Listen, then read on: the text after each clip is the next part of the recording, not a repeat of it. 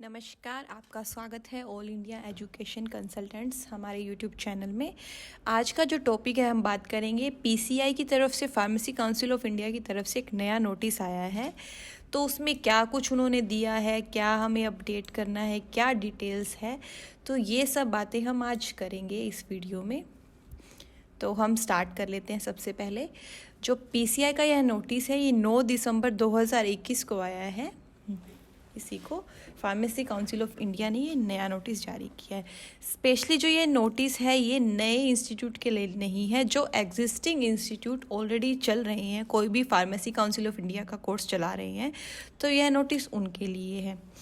तो दूसरी बात ये है, इसमें सबसे पहले पीसीआई ने दिया है कि पोर्टल जो है वो कब खुलेगा एग्जिस्टिंग कॉलेजेस के लिए। तो पोर्टल की जो डेट है वो है 14 दिसंबर से लेके 24 दिसंबर तक जो एग्जिस्टिंग इंस्टीट्यूट के लिए पोर्टल खुलेगा। उसमें आप जो है अप्लाई किस किस चीज़ के लिए कर सकते हैं। अगर आपका ऑलरेडी कोई कोर्स चल रहा है, आप नया कोर्स ऐड करना चाहते हैं, एडमिशन आप बढ़ाना चाहते हैं, अप्रूवल को आप कंटिन्यू करना चाहते हैं, तो भी आपको पोर्टल भरना पड़ेगा। अगर आपको इंस्टीट्यूट या ट्रस्ट का नेम चेंज करवाना है, उसका एड्रेस चेंज करवाना है, लोकेशन चेंज करवानी है, एग्जामिंग अथॉरिटी का जो है वो चेंज करवाना है, आपको हॉस्पिटल आपको चेंज करवाना है, तो ये सब डिटेल के लिए ये पोर्टल खुला है। अगर आप इनमें से कुछ भी नहीं करवाना चाहते हैं, कोई भी चेंजेस नहीं करवाना चाहते हैं, नया कोर्स नहीं लेना चाहते हैं, तो भी आपको पीसीआई के पोर्टल में अप्लाई करना होगा। जो उन्होंने डिटेल्स मांगी है, जो उनकी फ़ीस रहती है, वो सब आपको इसमें पे करनी पड़ेगी। दूसरी बात जो है फ़ीस है वो जीएसटी के साथ आपको पे करनी है, और फीस नॉन रिफंडेबल है। फ़ीस किसी भी तरह से आपको रिफ़ंड नहीं होगी, चाहे कोई भी कंडीशन हो, आपको फ़ीस पे करनी पड़ेगी और रिफ़ंड नहीं होगी। अब हम बात कर लेते हैं, इसमें एग्जिस्टिंग कॉलेज हैं उनके लिए ये दिया गया है। इसमें फ़ीस आपको जमा करवानी होगी, जो उन्होंने डॉक्यूमेंट्स की हमसे मांग की है वो हमें इसमें अपलोड करने पड़ेंगे। तो हम सबसे पहले बात करते हैं बी फार्मा कोर्स के लिए, यानी कि आपका डिप्लोमा कोर्स ऑलरेडी चल रहा है, आपको बी फार्मा कोर्स ऐड करना है। तो उसके लिए आपको क्या करना पड़ेगा, आपको consent of affiliation of examining authority का आपको कंसेंट अपलोड करना पड़ेगा, स्टेट गवर्नमेंट की एनओसी आपको अपलोड करनी पड़ेगी, और जो भी रिक्वायर्ड फीस उन्होंने डिसाइड की हुई वो आपको पे करनी पड़ेगी। तो आप बी फार्मा कोर्स को ऐड कर सकते हैं। दूसरी बात है, आप डी फार्मा कोर्स अगर आपका चल रहा है, बी भी आपका चल रहा है, आप एम फार्मा या फार्म डी कोर्स ऐड करना चाहते हैं, तो उसके लिए आपको क्या करना पड़ेगा। उसके लिए देखिए, आपको करना पड़ेगा कि अगर फार्म डी में तो सबसे बड़ी बात है कि आपको चाहिए एक 100 बेडेड हॉस्पिटल के साथ आपका एमओयू होना चाहिए। एमओयू का फॉर्मेट जो क्या रहेगा वो मैं आपको बता दूंगी, मैं दे दूंगी, बाकी आप हमें कॉल भी कर सकते हैं। दूसरी चीज़ है, आपको इसमें भी कंसेंट अपलोड करना है एग्जामिंग अथॉरिटी का, अगर आपको ये कोर्स ऐड करना है।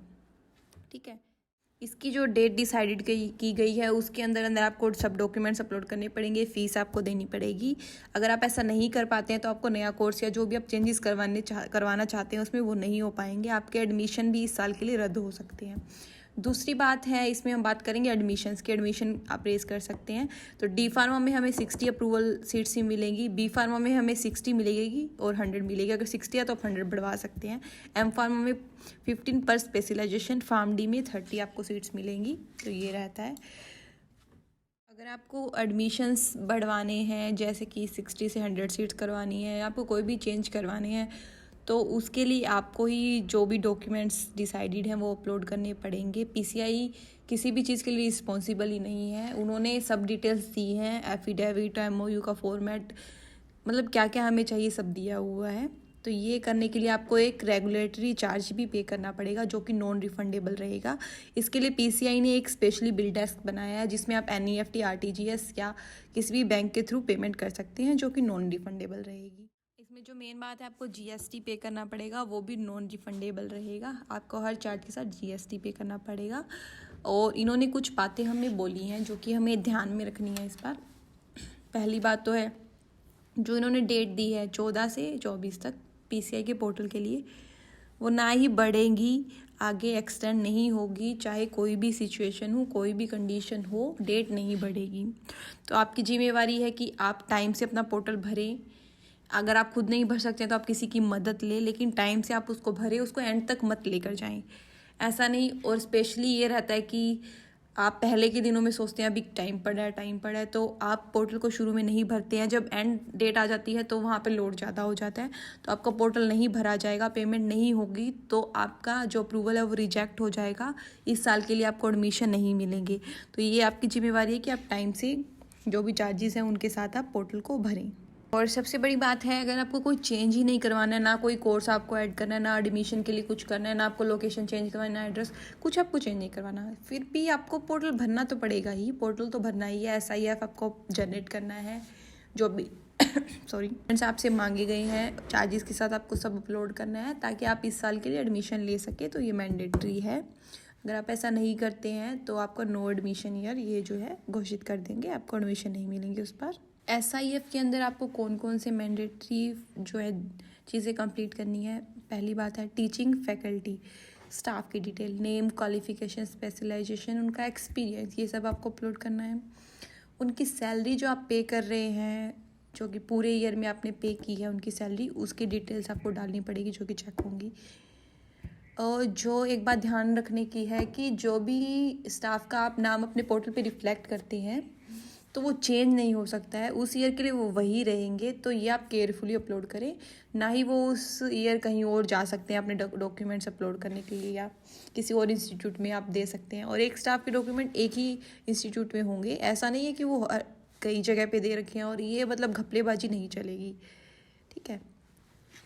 प्रिंसिपल की डिटेल्स भी प्रॉपरली होनी चाहिए, प्रिंसिपल की क्वालिफ़िकेशन के साथ, वरना आपका कंप्लाइंस लग सकता है इस चीज़ में। तो फैकल्टी का जो चीज़ है वो आपको बहुत केयरफुली करना पड़ेगा।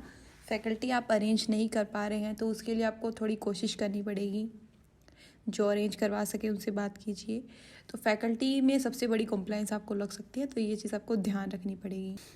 अगर पोर्टल पे PCI के पोर्टल पे आपके SIF में कोई भी चीज़ इनकरेक्ट है, गलत है, या आपने अपलोड ही नहीं किया है जो डॉक्यूमेंट्स मांगे हैं, या आपकी पेमेंट नहीं हुई है एंड में, तो आपका पोर्टल कंसीडर नहीं किया जाएगा, आपका नो एडमिशन ईयर उस साल हो जाएगा।